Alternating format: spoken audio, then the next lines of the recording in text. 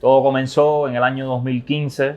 Yo venía haciendo obras de site specific e instalación con otros materiales. Casi siempre eran materiales vinculados a materiales trash, recogidos de la basura algunos, otros eran low cost. Y luego en el 2015 nace mi hija la mayor, nace Ámbar. Y es a partir de ese año que yo tomo la decisión de, a partir del estudio que había hecho sobre el ámbar para ponerle el nombre a mi hija y tal, empecé a encontrar como ciertos elementos que estaban conectados con mi trabajo y que hasta ese momento no eran, ciertamente, no surgían de una manera, surgían de manera intuitiva, pero no racional, ¿no? Entonces, a partir de que nace Ámbar, yo hago una primera obra donde tomo la decisión de que solamente iba a ser scotch y luz. Fue una obra que se llamó Ámbar. Era una obra que hablaba un poco de eso, ¿no? Era un espacio que estaba destruido, producido. Esa destrucción se produjo a partir de un incendio. Y era un poco una obra que hablaba de eso, ¿no? Del poder del ámbar como piedra sanadora. Y en este caso era como con materiales trash, materiales completamente ajenos a procesos naturales. Son materiales derivados del petróleo, son plásticos, pero tienen una apariencia a otra, ¿no? Y entonces a partir de ese juego de apariencias es que empiezo a crear como estas nuevas obras que hablan de eso. Específicamente para esta exhibición tomo la decisión de hacer una obra que la idea se tituló, en un inicio se tituló Resina. Tenía que un poco la idea del flujo, ¿no?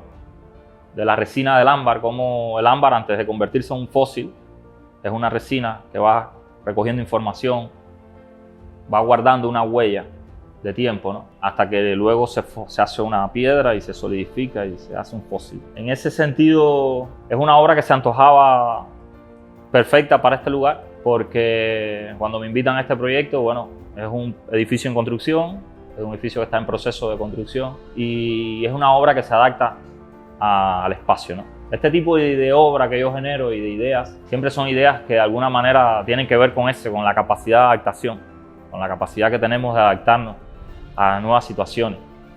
Traer esta obra a Sao Paulo, a este edificio en construcción, era un reto grande, porque primeramente había que construir las estructuras para poder generar la obra. Y es a partir de ahí que empiezo como a pensar en la posibilidad de poder trabajar con las mismas cosas que teníamos aquí a mano, con las que se están trabajando aquí todos los días. Entonces, a partir de estas estructuras empezamos a generar esta idea de este trazado que se antoja un poco laberíntico, ¿no?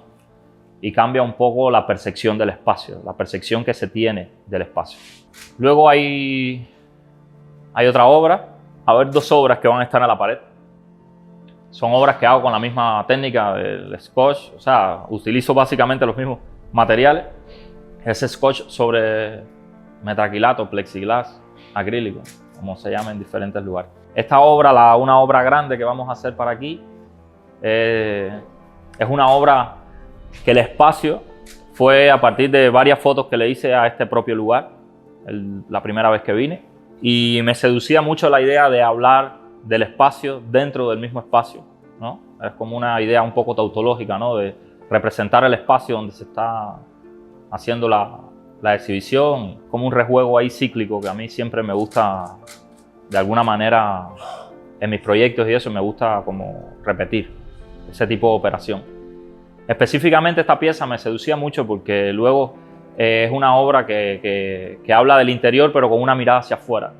Esa mirada hacia afuera, cuando luego estoy pensando en cómo hacer para generar el paisaje exterior de esta ciudad es puro edificio, ¿no?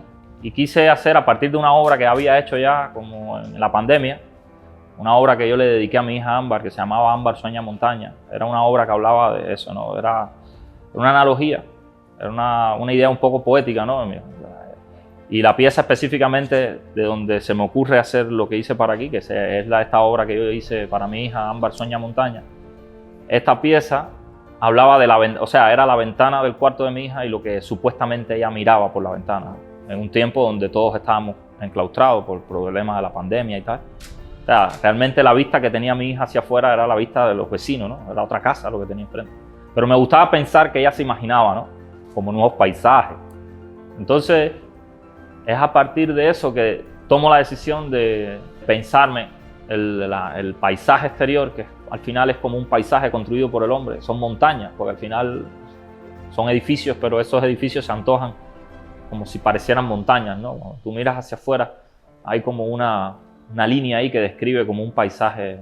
Y eso fue un poco la idea, ¿no? Era convertir estos edificios en montañas reales y ya es como un poco, de alguna manera, es más simbólica la pieza, ¿no?